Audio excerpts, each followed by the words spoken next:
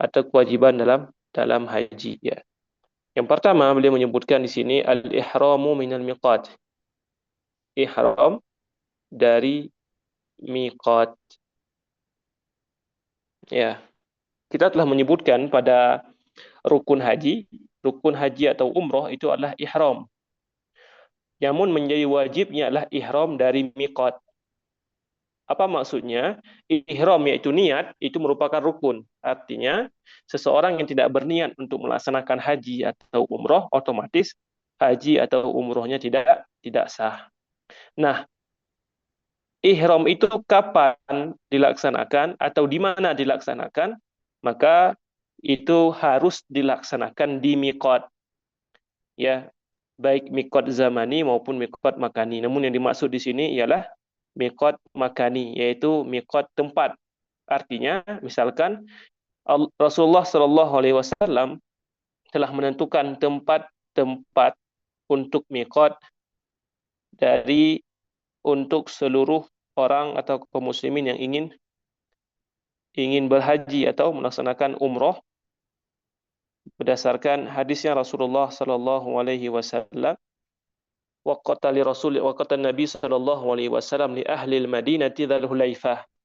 Ya, katakanlah orang di Madinah maka mikotnya Dzul Hulaifah atau Bir Ali. Ya, kemudian Rasulullah juga mengatakan wali ahli Syami al-Juhfah. Orang Syam itu tempatnya mikotnya di Juhfah. Kemudian wali ahli Yamani Yalamlam. Bagi orang Yaman tempatnya Yalamlam. Kemudian Rasulullah di akhir hadis dia menyebutkan hunna lahunna wa liman ata alaihinna mimman aradal hajja wal umrah. Tempat-tempat itu, mikot-mikot itu ialah untuk penduduk dari tempat tersebut atau bagi yang lewat sana, bagi orang yang ingin haji ataupun umrah. Artinya, misalkan kita yang ingin berhaji kebetulan landingnya di kota Madinah, kemudian ingin berangkat ke kota Mekah untuk melaksanakan haji atau umrah misalkan, maka kita wajib ihramnya di mikot. Di mana mikot kita? Yaitu di Bir Ali atau Dzul Hulaifah. Maka apabila kita tidak ihram di Bir Ali, ya umroh atau haji kita tetap sah, namun kita telah meninggalkan kewajiban. Ya, nanti ada konsekuensinya, namun tetap sah. Itu yang kita maksud sebagai wajib. Salah satunya adalah ihram dari miqat. Ya, wajib ihramnya kalau dari Madinah berarti di Bir Ali. Ya, kalau lewat Bir Ali, ya tidak ihram di situ, maka dia telah meninggalkan salah satu kewajiban di antara kewajiban umroh ataupun hajinya. Baik. Kemudian, poin yang kedua, Abu Syam menyebutkan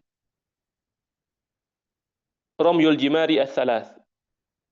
Ini dalam haji, kewajiban yang dipandang sebagai sebuah kewajiban dalam mazhab Syafi'i ialah melempar 3 jamrah. 3 jamrah, apa itu jamrah? Jamrah Aqabah. Kemudian setelah berurutan ya, kita katakan berarti yang pertama sugro, jamrah sugro, kemudian wusta, kemudian Aqabah. Kapan dilemparnya? Di hari 11, 12, dan 13. Begitu pula melempar jumrah Aqabah di hari ke-10. 10 lempar jamrah Aqabah saja. Kapan waktunya? Kalau di hari 11, 12, 13, waktunya ba'da zawal. Setelah zuhur. Ya, setelah matahari tergelincir. Ba'da zuhur. Kemudian kalau hari ke-10, jumrah Aqabah dilempar ketika waktu duha. Masing-masing dilempar sebanyak 7 kerikil kecil. Tidak terlalu besar, bukan pula kecil sekali. Intinya sebagaimana ukuran katakanlah misalkan kacang hazelnut atau yang serupa dengannya. Sebesar kelereng lah, sebesar ya kurang lebih seperti itulah. Jadi setiap jamrah dilempar sebanyak 7 kali, Ya, misalkan di hari ke-10 mereka melempar jamrah Aqabah setelah waktu duha sebanyak 7 kali. Setiap lemparan itu dengan takbir. Allahu Akbar. Allahu Akbar sampai 7 kali. Kemudian selesai. Besoknya ketika hari 11, ya, mereka kembali untuk melempar 3 jamrah. Dimulai setelah waktu zawal. Maka setelah waktu zuhur, mereka masuk untuk melempar jamrah. Dimulai dengan sugro 7 kali, Allahu Akbar, Allahu Akbar, Allahu Akbar. Kemudian setelah itu wusta 7 kali pula. Kemudian Aqabah. Besok harinya tanggal 12 juga seperti itu. Kemudian bagi orang yang nafar awal langsung pulang, bagi nafar tsani, ya, atau man ta'akhkhara fala itsma alaih, ya, maka mereka kembali lagi di hari ke-13 untuk melempar jamarat setelah duhur kembali. Ya. Ya, hadisnya cukup banyak tentunya tentang melempar jamarat ini. Tentu masalah haji, hadis yang paling lengkap dan ini disampaikan oleh Jabir bin Abdullah. Bisa nanti rujuk kembali, ya, dengan hadis beliau yang menceritakan bagaimana hajinya Rasulullah Shallallahu Alaihi Wasallam. Intinya dalam mazhab Syafi'i memandang melempar jamarah merupakan wajib di antara wajib-wajib haji, sehingga orang yang meninggalkannya itu ada kekurangan dalam hajinya, meskipun hajinya tetap dikatakan sah, namun dia ada hal yang harus dipertanggungjawabkan, ada konsekuensinya, ya, baik membayar dam atau hal yang lain. Baik. Kemudian yang ketiga, wajib haji menurut mazhab Syafi'i di sini ialah halq, ya, mencukur atau memotong rambut.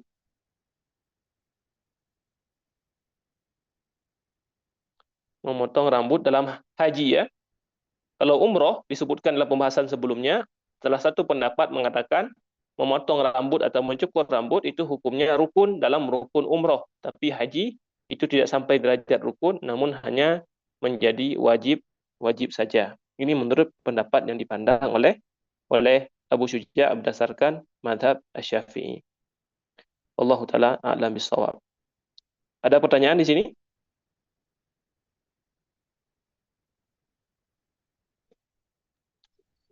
Bismillah Ustaz, apakah bisa dijelaskan kembali Ustaz perbedaan antara wajib dan rukun Ustaz?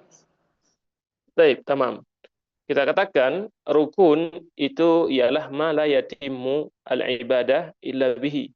Jadi rukun ialah sesuatu yang tidak akan sah sebuah ibadah melainkan dengannya.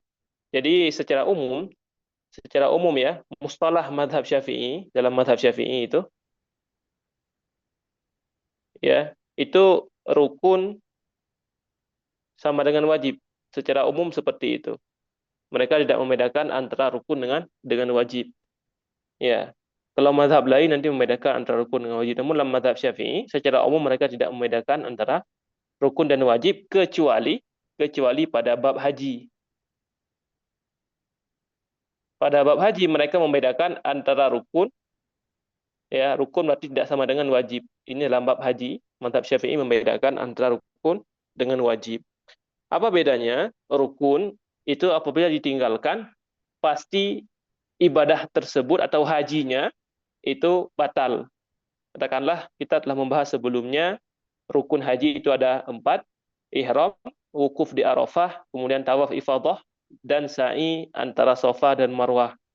Berarti misalkan seseorang dia lupa tawaf ifadah atau lupa wukuf di Arafah, tidak melaksanakan wukuf di Arafah, maka otomatis hajinya fasid, hajinya batal, hajinya tidak sah, tidak dianggap sebagai orang yang telah berhaji, ya, dan wajib mengulangnya di tahun depan karena haji fasid harus diulangi. Baik, itu rukun. Sedangkan wajib ialah sesuatu yang harus dilaksanakan, namun apabila ditinggalkan tidak sampai membatalkan haji. Dia wajib dilaksanakan, tetapi apabila ditinggalkan hajinya tidak sampai batal, namun ada hal yang harus dia lakukan, baik nanti membayar dam atau melakukan hal-hal yang lain.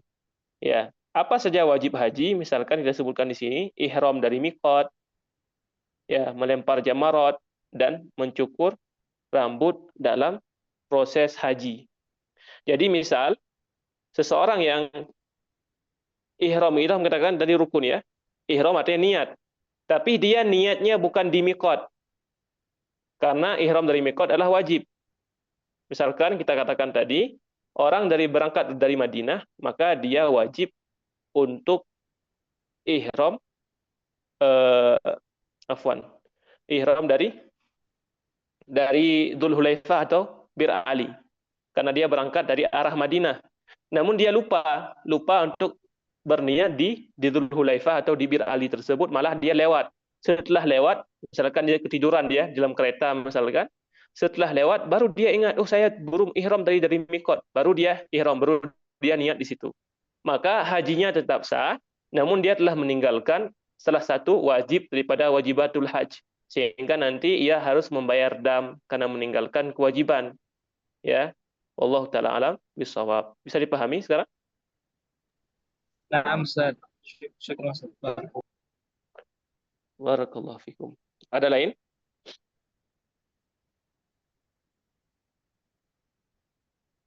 Tamam. Baik.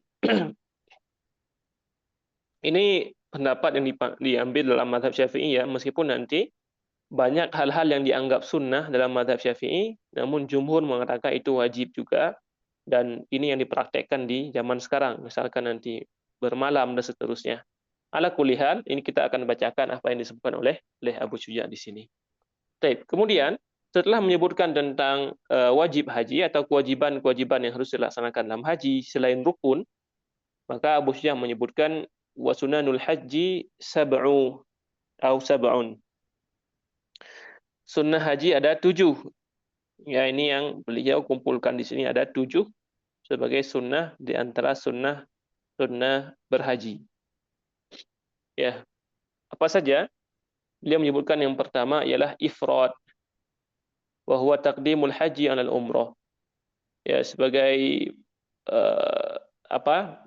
gambaran yang perlu kita ketahui, haji itu ada 3 caranya. Manasiknya berbeda-beda atau niatnya berbeda berdasarkan 3 cara ini. Ada yang namanya haji ifrad, ada yang namanya haji tamattu, ada yang namanya haji qiran. Apa maksud ifrad? Ifrad berarti maksudnya haji ya tanpa umroh. Dia cuma haji saja. Ya. Namun umroh setelah musim haji.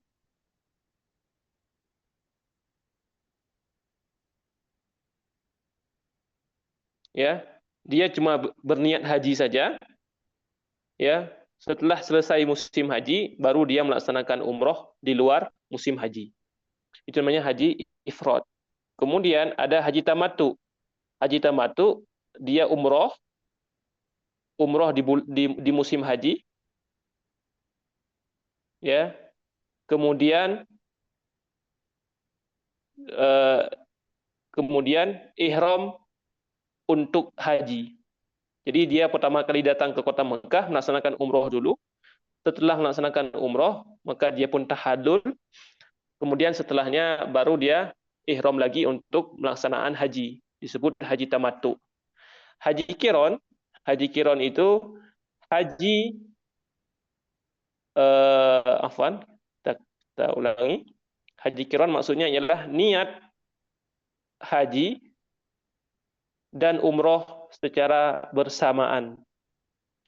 Jadi dia amalannya satu, tapi niatnya 2. Ya. Niat haji dan umroh secara bersamaan. Nah, apa yang membedakan itu semuanya? Nanti kita akan jelaskan tata caranya membedakan ya secara mendetail insyaallah taala. Namun secara beberapa perbedaan yang cukup zahir, yang cukup jelas bahwasanya haji ifrad itu di sini tidak wajib dam. Dia itu tidak harus menyembelih, tidak wajib. Misalkan dia mau menyembelih untuk berkurban secara biasa, silakan, namun tidak wajib. Namun haji tamattu dan haji qiran itu wajib dam, wajib menyembelih seekor kambing. Ya. Kemudian dalam mazhab Asy-Syafi'i di sini mereka memandang bahwasanya haji ifrad inilah yang paling afdal dibandingkan dua jenis haji yang lain. Tentunya para ulama berselisih pendapat. Di sini ada yang mengatakan ifrad yang paling afdal, mazhab lain mengatakan tamattu yang paling afdal, mazhab lain mengatakan qiran yang paling afdal dan seterusnya. Ya, bagi yang mengatakan ifrad sebagai yang paling afdal, misalkan mazhab Syafi'i, mereka mengatakan karena haji ifrad itu tidak wajib dam.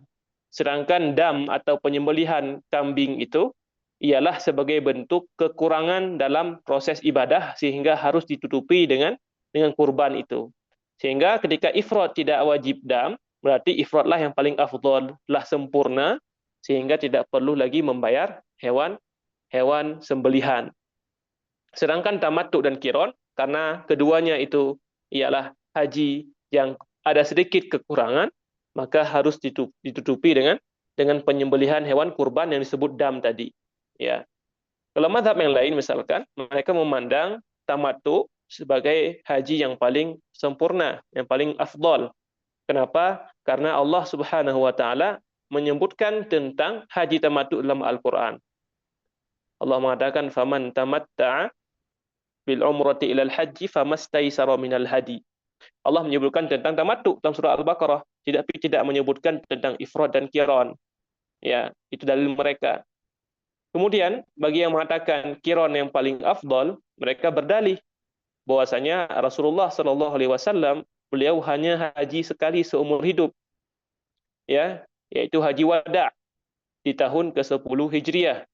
Dan hajinya Rasulullah Shallallahu alaihi wasallam itu di dalam pendapat yang rajih ialah haji qiran. Nah, berarti tidak mungkin dong Rasulullah Shallallahu alaihi wasallam memilih haji yang tidak sempurna. Tentunya hajinya Rasulullah yang paling sempurna sehingga mereka mengatakan haji qiranlah yang paling sempurna. Ala kulli hal, Syekh kami di sini ketika menjelaskan tentang bab haji ini, beliau mengatakan itu semua kembali kepada dzuruf dan keadaan setiap orang.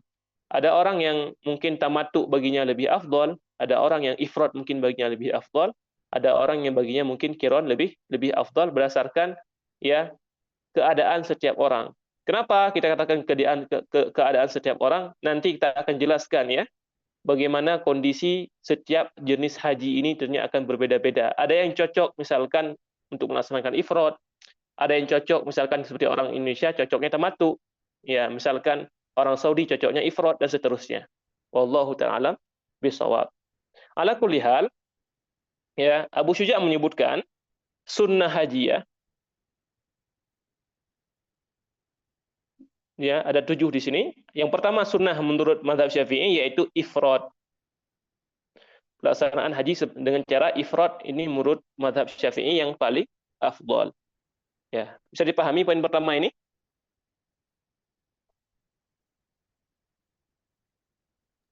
Insyaallah. Baik, tamam. Di menurut mazhab Syafi'i itu yang paling afdal yaitu ifrad. Kemudian, apa sunnah yang kedua? Beliau mengatakan rahimahullah yaitu talbiyah. Ya, talbiyah yaitu ucapan seseorang yang telah ihram untuk haji maupun umrohnya. Dia mengucapkan labbaik Allahumma labbaik, labbaik la syarika laka labbaik, innal hamda wan ni'mata laka wal mulk la syarika lak. Ya, berdasarkan hadis dari Ibnu Umar radhiyallahu taala anhuma, beliau mengatakan anna Nabiy sallallahu alaihi wasallam lamma stawat bihi rahilatuhu qa'imatan 'inda Masjid Dzul Hulaifah ahalla faqala labbaik Allahumma labbaik ila akhirih. Beliau radhiyallahu taala anhuma mengatakan bahwasanya Nabi sallallahu alaihi wasallam ketika beliau telah menunggangi tunggangan beliau hingga tunggangannya telah berdiri dan siap untuk berangkat ya dari Masjid Dzul Hulaifah yaitu Bir Ali tadi, maka beliau pun bertalbiyah mengucapkan labbaik Allahumma labbaik, labbaik la syarika laka labbaik, innal hamda wan ni'mata laka wal mulk la syarika lak.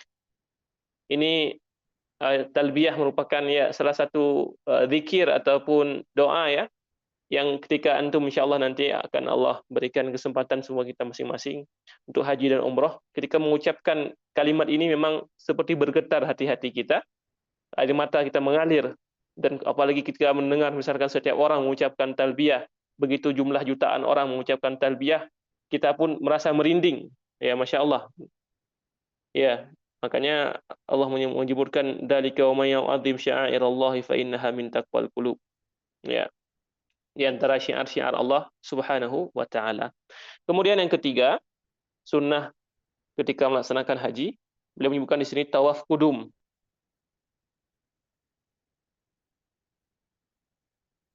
Tawaf kudum artinya tawaf yang dilaksanakan oleh seseorang yang melaksanakan haji ifrad. Karena kita katakan tadi mazhab Syafi'i memandang ifrad yang paling afdal. Yang melaksanakan haji ifrad ataupun haji kiron ketika dia sampai ke kota Mekah, maka yang paling pertama dia laksanakan ialah tawaf kudum, tawaf mengelilingi Ka'bah sebanyak 7 kali, bukan bagian daripada rukun haji. Namun bagi yang melaksanakan haji tamattu nanti, mereka tidak melaksanakan tawaf kudum, tapi mereka melaksanakan tawaf umroh. Ya, kita akan jelaskan nanti insyaallah taala. Intinya, ya ketika seseorang melaksanakan ifrad, maka sunnah baginya melaksanakan tawaf kudum atau tawaf sebagai bentuk tahiyat Masjidil Haram. Karena masjid biasa, ketika kita ingin memasukinya, itu cara menghormati masjid dengan salat 2 rakaat. Ya. Adapun Masjidil Haram itu bukan dengan salat 2 rakaat, tetapi dengan tawaf mengelilingi Ka'bah sebanyak 7 kali. Ya, tawaf kudum. Tawaf ketika sampai ke kota Mekah. Baik. Kemudian yang berikutnya, Abu Syekh mengatakan sunnah berikutnya ialah mabit di Muzdalifah. Ya, mabit ataupun kita terjemahkan saja bermalam di Muzdalifah.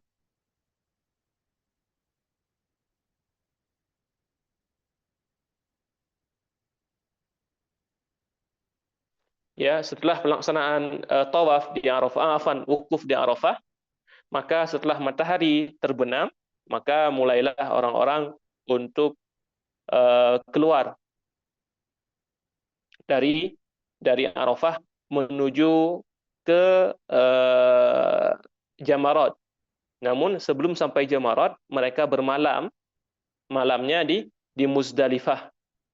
Jadi Nabi SAW beliau bermalam di Muzdalifah, ya, salat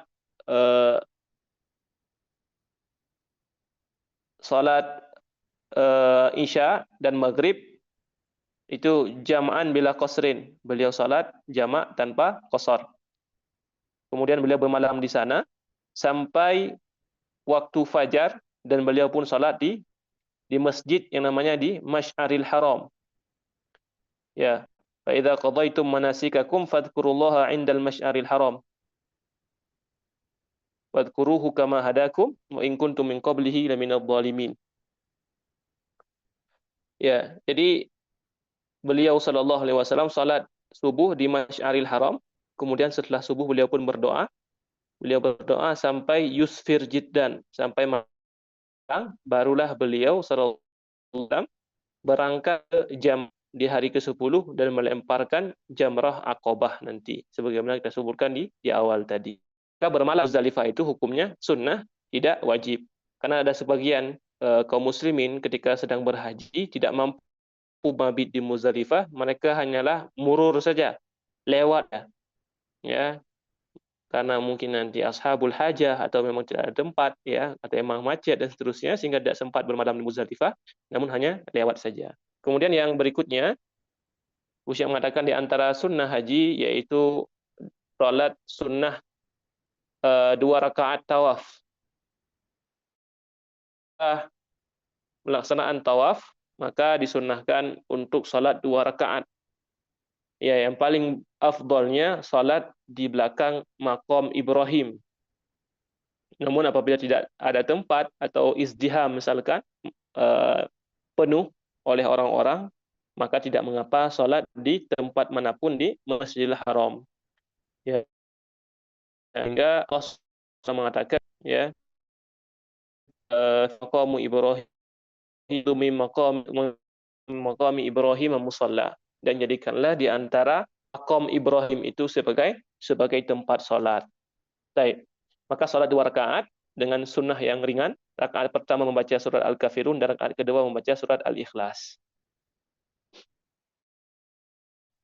Yang keenam, Abu Syuja' mengatakan sunnah haji yaitu bermalam di Mina. Bermalam di Mina di malam 11, 12, dan 13. Ini pendapat yang diambil menurut pendapat mazhab Syafi'i, meskipun dalam mazhab lain hukumnya wajib, bukan sunnah. Ala kulli hal, yang menyebutkan apa yang disebutkan di dalam kitab.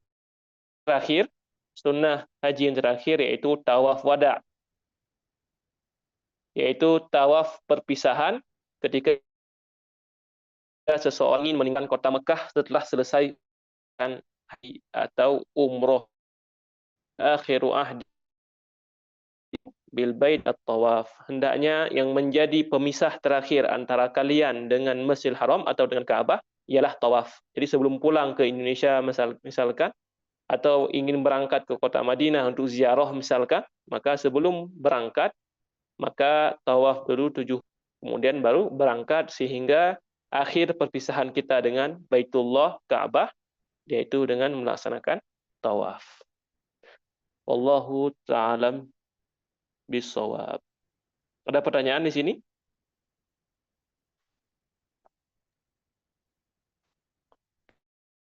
Rafadhal. Tadi antum sampaikan apa namanya, yang ifrad itu menurut mazhab Syafi'i itu yang betul.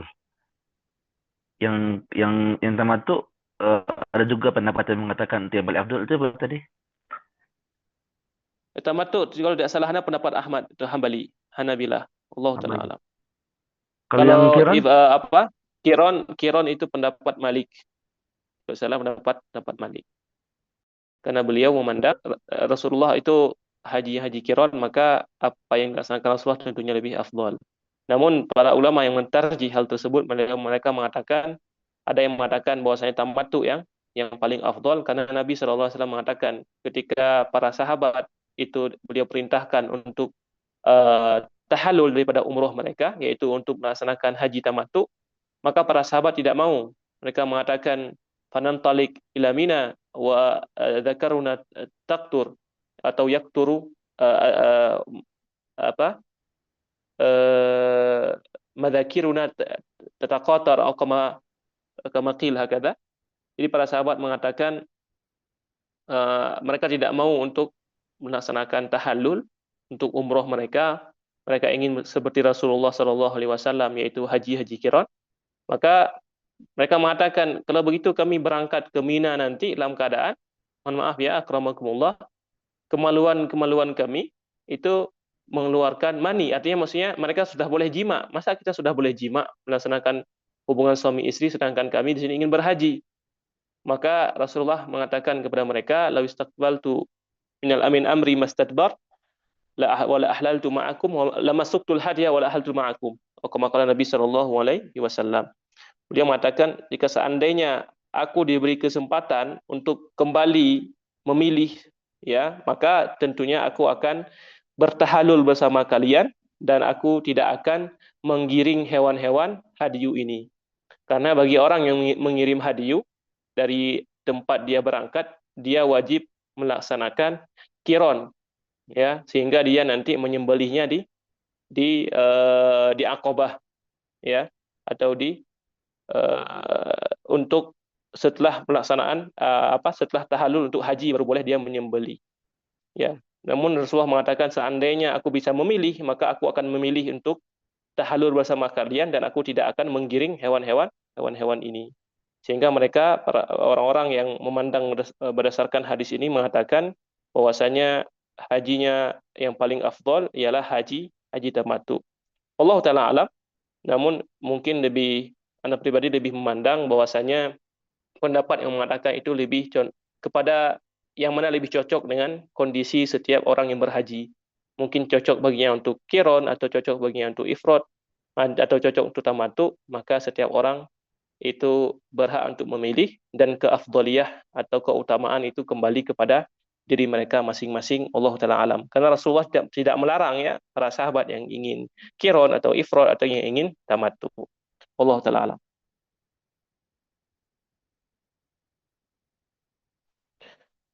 Ada yang ingin diteruskan pertanyaannya atau masih belum jelas?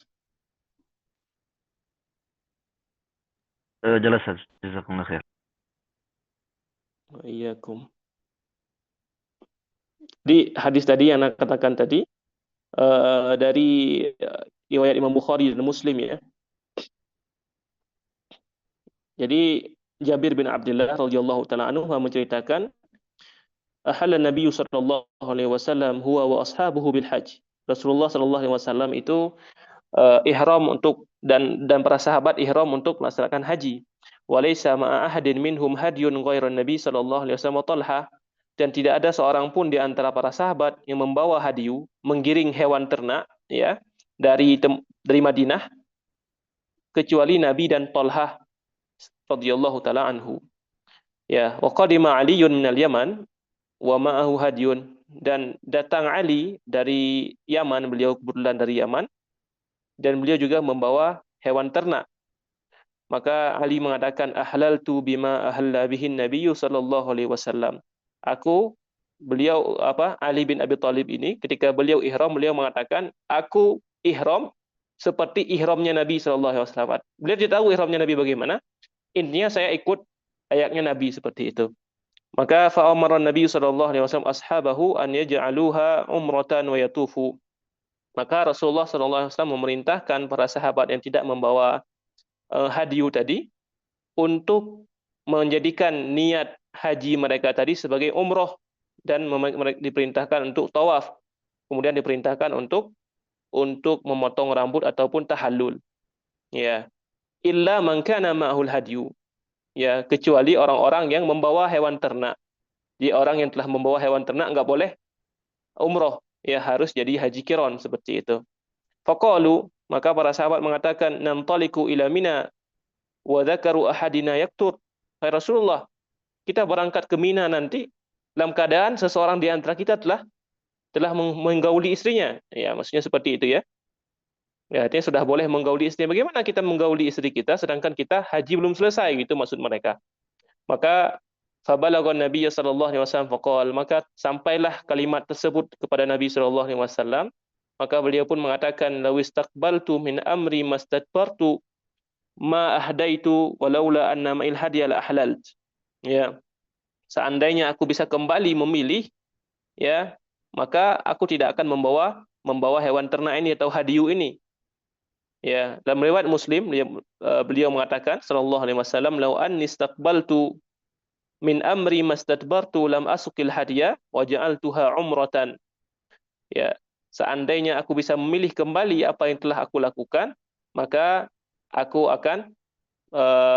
tidak akan menggiring hewan ternak ini, dan aku akan menjadikannya sebagai umroh. Ya, begitulah kira-kira, wallahu taala alam bisawab. Baik. Ada pertanyaan lain? Izin bertanya, Ustaz. Tafadhol. Ana mau tanya tentang tahallul. Dan siapa yang memang berhak untuk memotong tahallul? Kan waktu itu pas ana umroh tuh agak bingung, Ustaz. Siapa yang apa diperbolehkan untuk motong? Kan kebanyakan kita kalau orang Indonesia itu kan kalau tahallul itu pasti motongnya langsung ke barbershop kan. Nah, yang benar itu potong dulu di pas selesai umroh, potong dulu sedikit atau langsung saja ke barbershopnya. Kan jadi agak Baik, bingung tuh siapa berhak baik, untuk itu. tamam. Barakallahu fikum. Baik, sekarang orang sudah selesai umroh misalkan. Katakanlah si A dia sudah selesai umroh. Ya, tentunya selesai umroh itu diakhiri dengan selesainya kita sa'i antara Safa dan Marwah. Kita katakan misalkan sini Safa, di sini Marwah. Ya, berangkat dari Safa ke Marwah itu hitung 1 kali, kemudian kembali Marwah ke Safa dihitung 2 kali, ya, yaitu kali keduanya. Maka ketika 7 kali itu pasti berakhirnya di Marwah. Ini 7 kalinya selesai di sini di Marwah. Memang Rasulullah Shallallahu Alaihi Wasallam ketika selesai di Marwah, beliau langsung tahallul di Marwah sini. Beliau langsung memotong rambutnya atau mencukur rambutnya di Marwah. Ya, maka dasarnya seperti itu. Namun pada zaman sekarang ini tentunya kondisi Marwah tidak sama dengan kondisi Marwah di masa Rasulullah Shallallahu Alaihi Wasallam. Sekarang sudah dibuat bangunan, ya, jumlah orang sangat banyak sekali sehingga dilarang untuk potong rambut di sini. Ya, nggak boleh potong rambut di Marwah. Jika ketahuan nanti akan bermasalah dengan askar, dengan para penjaga di situ, ya. Ya, jadi sebagian dari kita menganggap kalau begitu saya potong sedikit dulu di sini. Potonglah katakanlah misalkan satu genggam atau sedikit daripada rambut, kemudian saya selesaikan di barbershop. Maka kalau seandainya itu yang dia laksanakan, maka itu dihitung dia sebagai muqassir, orang yang memendekkan rambutnya, bukan muhallik, bukan orang yang menggundulkan. Ya, karena ketika dia selesai potong rambut dengan satu genggam tadi katakanlah, dia tidak anggap telah halal, dia tidak lagi dianggap sebagai seorang yang masih muhrim atau sedang dalam ihram, ya, karena dia telah memotong rambutnya. Maka tentunya yang lebih afdal ialah halq, ya, yaitu mengundulkan kepala kita. Rasulullah Shallallahu Alaihi Wasallam itu mendoakan bagi orang yang mengundulkan rambutnya sebanyak, ya, 2 kali. Dan beliau Shallallahu Alaihi Wasallam itu mendoakan orang yang memendekkan rambutnya itu sebanyak 1 kali, sehingga lebih afdal untuk mengundulkan rambut kita. Maka caranya bagaimana? Ketika tidak mungkin kita mengundulkan rambut di Marwah, maka langsung saja setelah selesai sa'i di Marwah, langsung berangkat ke barbershop untuk digundulkan jika memang mau digundulkan, supaya mendapatkan, ya, pahala yang lebih banyak insyaallah taala. Jadi tidak mesti harus di Marwah.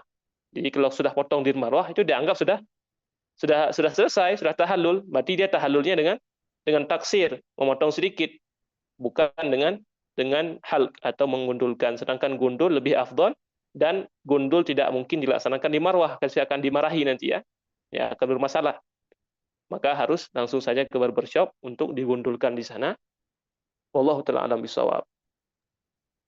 Apa Ustaz, sedikit ini. Jadi apa yang memotong rambut kita itu terserah berarti siapa saja. Kan harus memotong atau pemimpin kita pas umroh atau gimana sih? Tamam. Ini jadi hal yang dipertanyakan sebagian orang yang umroh ataupun berhaji. Dikatakan orang yang berhaji ataupun sedang muhrim itu kan nggak boleh memotong rambut, karena memotong rambut itu salah satu daripada mahdhurat, hal-hal yang dilarang ketika sedang ihram. Nah, ketika saya mau tahallul, berarti saya nggak boleh motong sendiri dong. Kenapa? Karena saya kan belum halal. Ya, jadi suruh potong sama orang lain, tidak. Jadi para ulama tidak membahas demikian, karena memang dia niatnya sudah mau tahallul, maka dia boleh memotong sendiri atau suruh potong sama orang lain, ya, baik orang lain itu sebagai muhrim atau sebagai orang yang halal. Artinya bukan orang yang muhrim, bukan orang yang sedang ihram. Misalkan petugas-petugas yang tukang cukur itu kan tidak ihram, dia yang potong boleh. Potong sendiri, misalkan pulang, saya nggak mau potong sendiri aja di hotel misalkan. Kebetulan bawa alat cukur misal. Maka potong sendiri di kamar mandi boleh, nggak masalah. Suruh potong sama temannya yang juga sekarang dalam keadaan ihram juga tidak masalah. Insya Allah tidak bermasalah. Wallahu ta'ala alam bisawab. Jadi bebas di sini, ya. Nah, syukran Ya. Ustaz. Barakallahu fikum. Ada lain?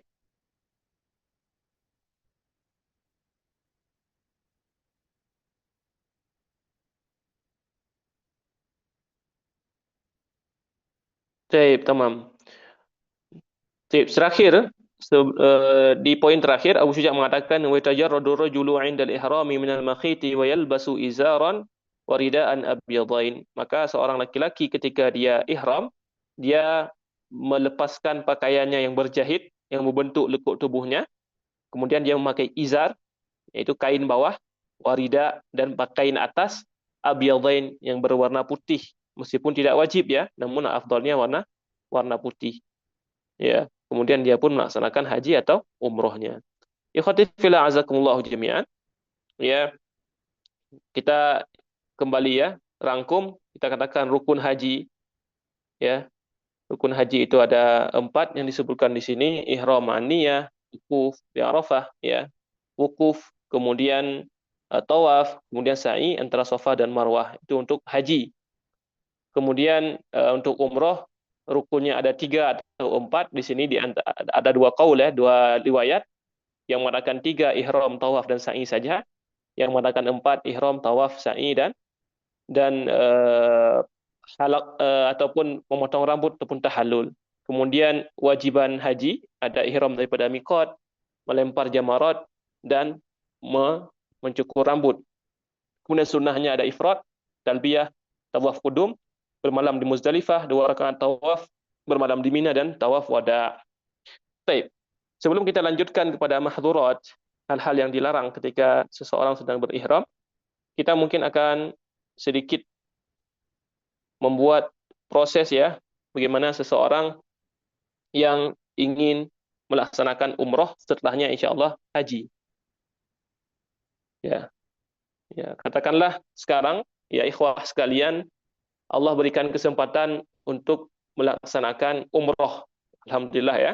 Maka umroh itu tidak terlepas daripada Masjidil Haram. Katakanlah ini Masjidil Haram.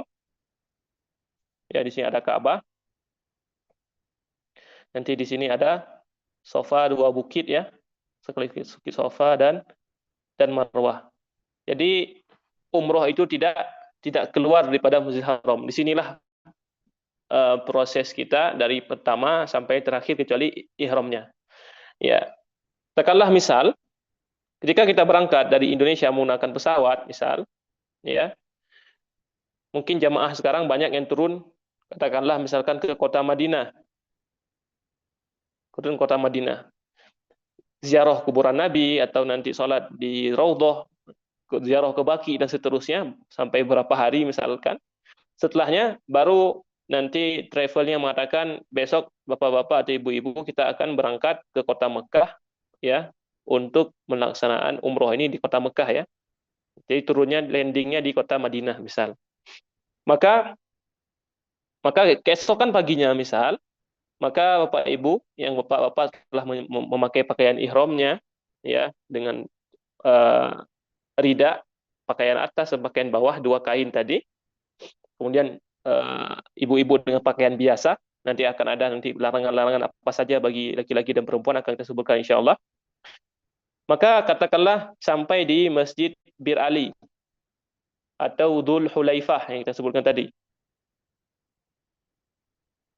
Ya. Maka di sini Bapak Ibu atau ikhwah sekalian melaksanakan ihram. Apa itu ihram? Niat untuk melaksanakan umroh. Ya, niat untuk melaksanakan umroh yang sebagian mengatakan disunnahkan untuk mengucapkan. Misalkan kita katakan labbaik Allahumma umratan. Ya, namun tidak mengucapkan pun tidak mengapa, yang penting sudah diniatkan di dalam hati. Maka ketika sampai ke Masjid Bir Ali tadi, disunahkan untuk mandi. Ya, bagi laki-laki boleh memakai parfum di badannya. Ya, di badannya, jangan di kain ihramnya, di badannya. Kemudian melaksanakan salat 2 rakaat. Ya, salat 2 rakaat, kemudian ia pun melaksanakan ihram tadi. Setelah ihram, maka perjalanan pun dilanjutkan ke kota Mekah. Sampai ke kota Mekah, maka jika ingin langsung umroh, diperbolehkan. Jika ingin istirahat dulu, misalkan capek di hotel, maka diperbolehkan. Silakan, yang penting jangan melaksanakan pelanggaran-pelanggaran ihram. Silakan mau tidur, silakan. Ya, atau mau langsung umroh juga dipersilahkan. Maka ketika masuk ke dalam Masjidil Haram, setelah ini Masjidil Haram ya, tentunya mengucapkan doa masuk masjid. Ya, bismillah, salatu wassalamu ala rasulillah, Allahumma ftahli abwaaba rahmatik. Ya, kemudian masuk langsung di sini ada 4 rukun ya. Ada rukun Hajar Aswad. Di sini Hajar Aswadnya. Di sini rukun Yamani, ada rukun Syam dan rukun Iraqi nanti di tiap sendi daripada Ka'bah itu, 4 sisi, 4 sudut ya. Maka dari Hajar Aswad inilah dimulai hitungannya tawaf. Hitungannya semutar harus sempurna ya. Ketika masuk di sini doanya bebas, terserah mau doanya bagaimana. Afwan, tadi yang pertama ketika mulai, ketika memang mampu, maka disunahkan untuk mencium Hajar Aswad. Jika tidak mampu, maka dipegang. Maka apa yang kita pegang tadi dicium. Misalkan kita pegang pakai tangan kanan, maka kita cium dengan kanan kita. Jika tidak mampu untuk memegang, maka bisa dari jauh pakai isyarat saja. Ya, Allahu Akbar. Ya, sebagian mengatakan Bismillah Allahu Akbar, sebagian mengatakan cukup mengatakan Allahu Akbar saja. Maka langsung melaksanakan tawaf. Ya, doanya bebas, ini tidak diatur sampai ke rukun Yamani.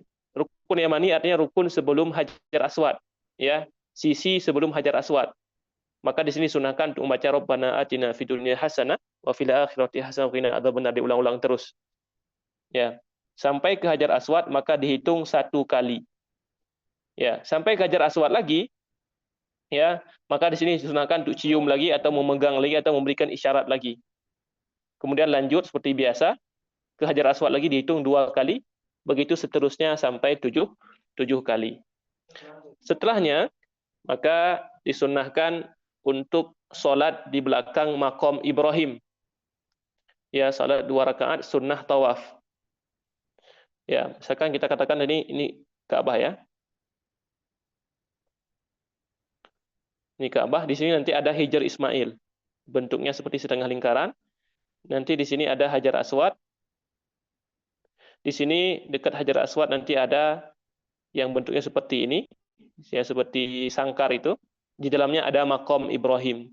Makom Ibrahim bukan artinya kuburannya Nabi Ibrahim, tapi artinya tempat berdirinya Nabi Ibrahim. Makom artinya itu isim makan, artinya tempat berdiri. Jadi Nabi Ibrahim dulu, alaihi salatu wassalam, beliau ketika membangun Ka'bah ini, beliau menginjak batu menjadi sandaran beliau. Di dalamnya ada batu di sini. Sehingga beliau membangun Ka'bah ini. Sehingga dulu masih ada bekas kaki beliau sallallahu alaihi wasallam di atas batu tersebut. Namun sekarang sudah tidak terlihat lagi dan sudah ditutupi dengan seperti sangkar itu supaya tidak lagi dipegang-pegang oleh orang. Maka setelah tawaf disunahkan untuk sholat di belakang makom ini. Sholat di sini misalkan. Namun apabila tidak mampu karena banyak orang yang sedang tawaf, maka boleh sholat dimanapun dalam Masjidil Haram. Salat 2 rakaat, rakaat pertama membaca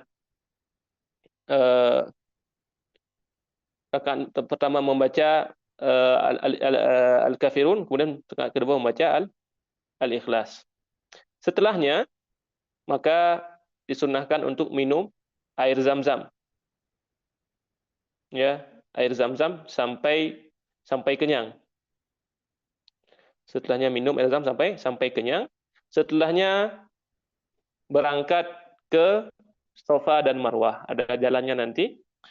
Maka sebagian ulama mengatakan disunahkan untuk membaca ayat sebagaimana Nabi sallallahu alaihi wasallam, "Inna Safa wal Marwata min sya'airillah, faman hajjal baita aw i'tamara fala junaha alaihi yatawafa bihima." Maka memulai dengan Safa di sini, maka menghadap kiblat dan berdoa, nanti ada doa khususnya. Tidak berdoa dengan begitu pun tidak mengapa, hukumnya sunnah. Maka langsung di sini berangkat ke Marwah seperti yang disebutkan tadi, maka 1 kali. Dari Marwah nanti bisa berhenti berdoa, setelah berdoa lanjut lagi. Ya, dari Marwah ke Safa dihitung 2 kali. Begitu seterusnya sampai selesai di Marwah sebanyak 7 kali. Setelahnya kita bagi laki-laki disunahkan untuk menggundulkan kepalanya. Ya, perempuan hanya disunahkan untuk memotong rambut qadrul ummulah sebagai seukuran ruas jari saja. Tidak banyak-banyak bagi perempuan, karena rambut bagi perempuan ialah mahkotanya. Sehingga setelahnya selesailah umroh kita. Itu umroh sudah selesai. Begitu pelaksanaan umroh, begitu simpel, hanya mungkin mengambil waktu 2 atau 3 jam saja. Allah Ta'ala alam. Jelas ya?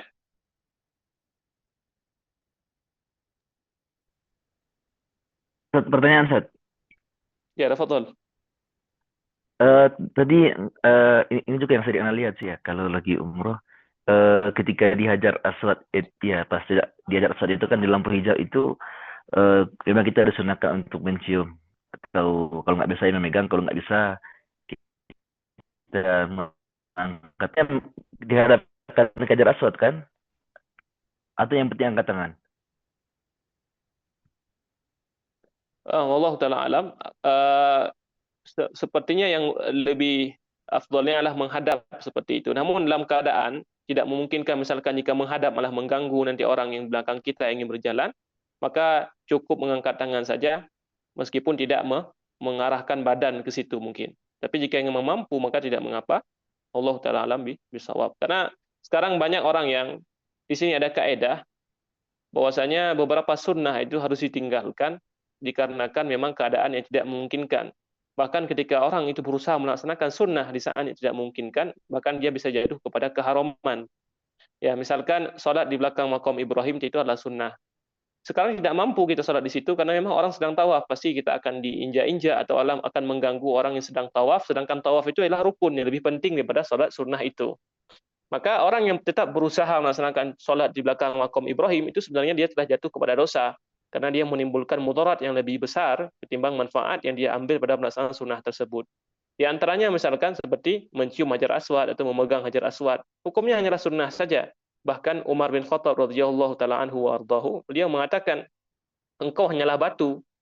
Seandainya aku tidak melihat Nabi menciummu, demi Allah aku tidak akan pernah menciummu. Jadi kita cium hajar aswad itu bukan karena dia memberi manfaat atau mudarat, tapi karena kita mengikuti sunnah Nabi Shallallahu Alaihi Wasallam. Bahkan Nabi sendiri mempraktekkan kepada kita ketika beliau sedang berhaji dan keadaan orang sangat banyak sekali yang haji bersama Rasulullah Shallallahu Alaihi Wasallam, beliau tidak turun mencium hajar aswad, tapi beliau hanya menyentuhnya dengan tongkat beliau, ya Shallallahu Alaihi Wasallam. Sehingga pada perkara-perkara seperti ini maka dibutuhkan muraatul hal, keadaan bagaimana. Jika memang memungkinkan silakan, jika tidak maka jangan jangan kita ke situ sehingga banyak kemudaratan yang terjadi. Bahkan kita perhatikan miris sekali zaman sekarang, misalkan sampai wanita-wanita ya, ibu-ibu juga berusaha ke situ. Ya, campur sama laki-laki, rebut-rebut untuk mencium hajar aswad. Sedangkan Aisyah radhiyallahu taala anha di zaman beliau ketika ada wanita yang berusaha ke situ, di saat laki-laki pun banyak, maka Aisyah melarang, mengatakan itu bukanlah sebuah kebaikan. Ya, Allah taala alam bisawab. Jadi memang mungkin dasarnya menghadap ke situ, namun dalam keadaan sekarang tidak memungkinkan atau dapat menghentikan orang yang sedang tawaf, maka cukup mengangkat tangan saja tanpa harus menghadap ke badan. Allah taala alam. Sama ini juga Ustaz. Eh, apa namanya itu, sering Anda lihat itu berapa kali sebenarnya? Ada sering lihat ada yang mengangkat tangan Bismillah Allahu Akbarnya 3 kali, ada yang 1 kali. Kemudian juga pas di apa namanya rukun Yamani itu Ustaz. Itu memang ada sunnahnya memang itu kita angkat tangan, atau cuma sekedar melafazkan Allah Bismillah Allahu Akbar, atau gimana itu Ustaz? Di rukun Yamani sama Hajar Aswad. Baik, tamam. Itu tentunya pembahasan yang lebih spesifik akan ada di kitab haji khusus ya. Ya Allah taala alam, Anda pernah membaca, namun riwayatnya Anda melupakan. Maksudnya matan daripada hadisnya, Rasulullah memerintahkan untuk rukun Yamani pun dipegang, ya, untuk takbil rukun Yamani. Namun apabila tidak mampu, maka tidak disunahkan untuk memberikan isyarat. Jadi yang diberikan isyarat hanya kepada hajar aswad saja. Sedangkan Yamani, apabila kita tidak mampu memegangnya, maka lewat saja tanpa harus memberikan isyarat. Dan mengucapkan takbir cukup 1 kali saja, yaitu ketika hajar aswad. Ya, dan tidak disunahkan untuk mencium tangan yang kita angkat tadi. Kita katakan tadi yang pertama disunahkan untuk mencium. Jika tidak mampu mencium, maka kita memegang. Maka dengan apa kita pegang tadi, itu yang kita cium. Kita pegang pakai tangan kanan misalkan, kita cium pakai tangan kanan kita. Jika tidak mampu, maka cukup mengangkat tangan sebagai isyarat, mengucapkan Allahu Akbar, namun tidak mencium tangan tersebut. Allah taala alam. Adapun rukun Yamani, apabila kita mampu memegangnya, itu memang disunnahkan. Jika tidak, maka cukup lewat saja tanpa mengangkat tangan sebagai bentuk isyarat. Allah taala alam.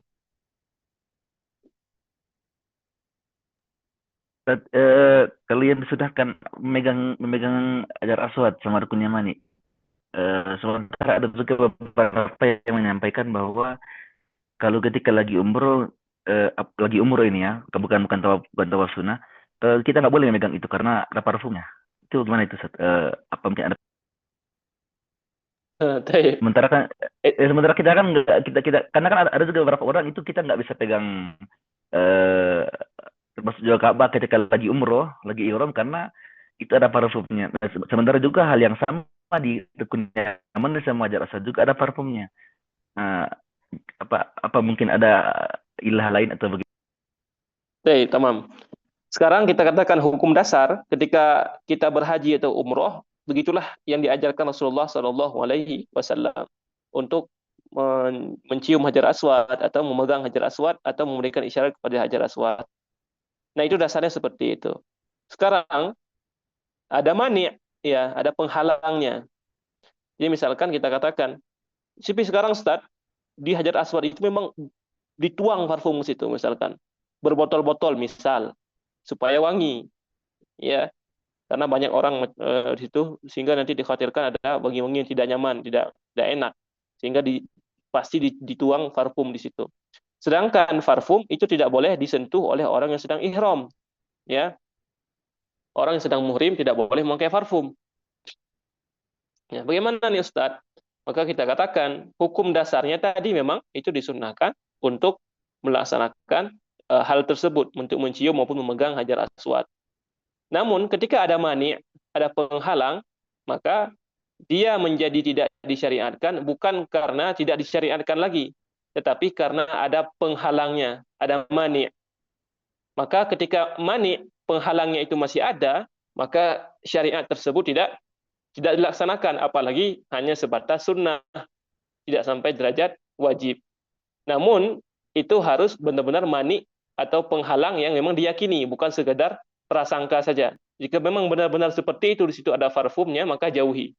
Karena memang itu adalah mani penghalang, sedangkan amalan tadi hukumnya hanyalah sunnah saja, maka meninggalkan sunnah itu dikedepankan ketimbang melaksanakan yang dilarang demi melaksanakan sunnah, sebagaimana anak katakan tadi.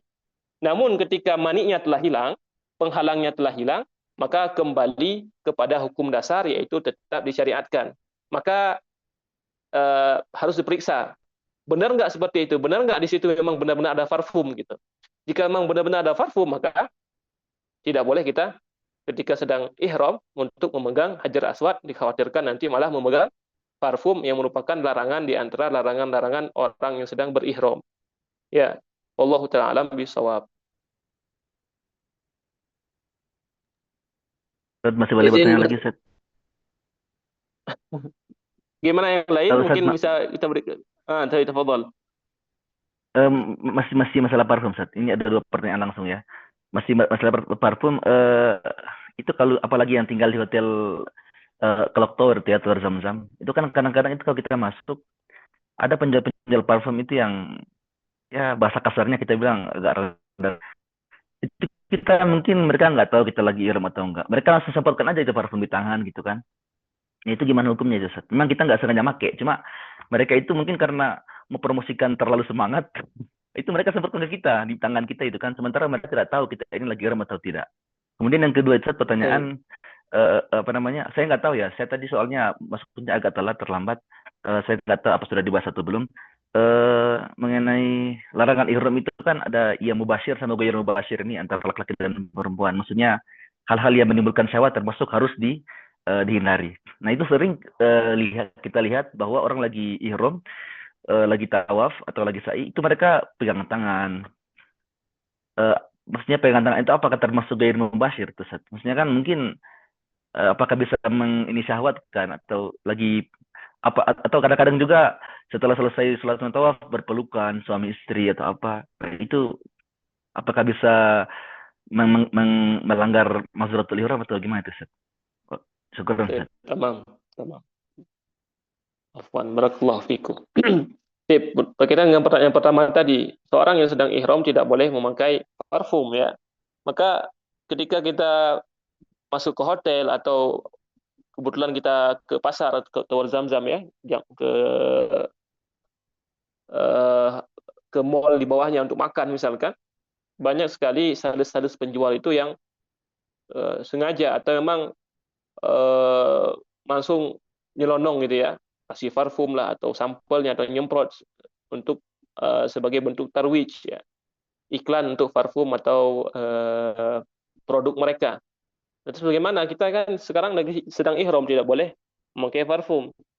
Maka ketika kita eh, memakainya atau terkena tadi parfum, bukan di atas pilihan kita, bukan ikhtiaran daripada kita, namun karena kita tiba-tiba terkena atau memang dipaksa untuk terkena tadi parfumnya, maka Allah Taala itu tidak mengapa. Rufi al-qalam an ummati. Ya, diangkat pena daripada umat Rasulullah SAW daripada tiga golongan. Ya kan? Di antara mereka siapa? Wa mastukrihu alaihi. Dan pada hal-hal yang mereka dipaksa, yang mereka tidak ridho. Tiba-tiba, kok udah nempel parfum di badan saya nih.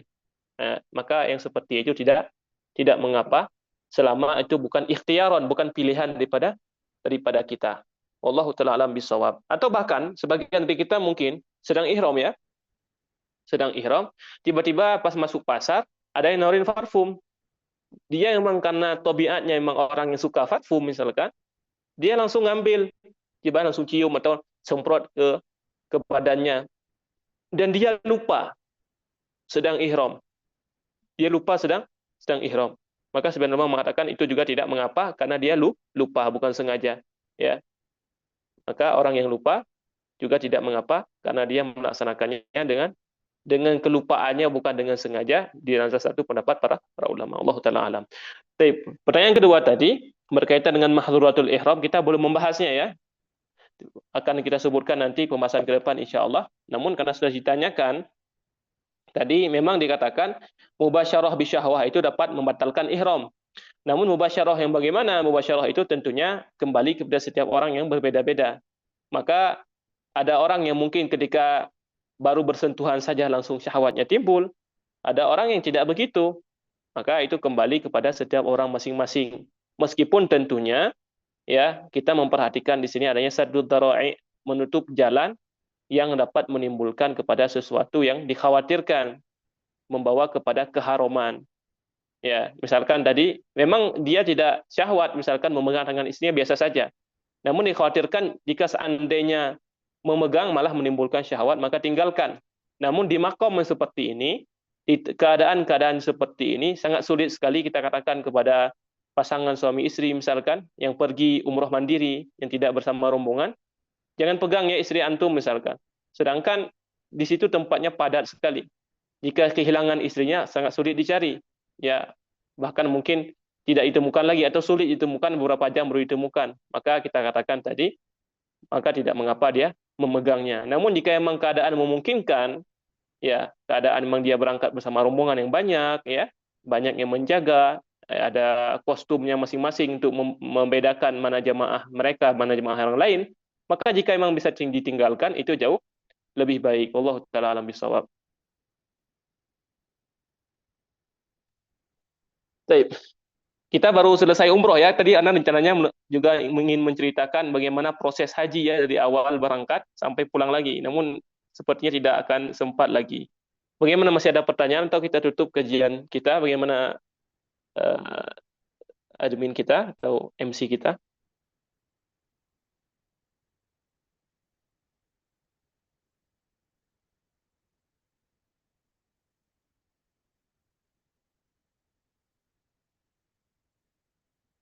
Jadi barakallahu fikum. Mohon maaf mungkin sedikit tadi bisa menjelaskan. Anda baru menyampaikan bagaimana umroh dimulai dari berangkat tadi sampai selesai. Namun ingin menyebutkan tentang haji berdasarkan anwa'nya, tiga jenisnya tadi, ifrad maupun tamattu maupun kiron. Nah, qadarullah wa masyafal, keadaan kita dan waktu kita tidak mencukupi. Insyaallah kita akan jelaskan di pertemuan yang akan datang. Insyaallah.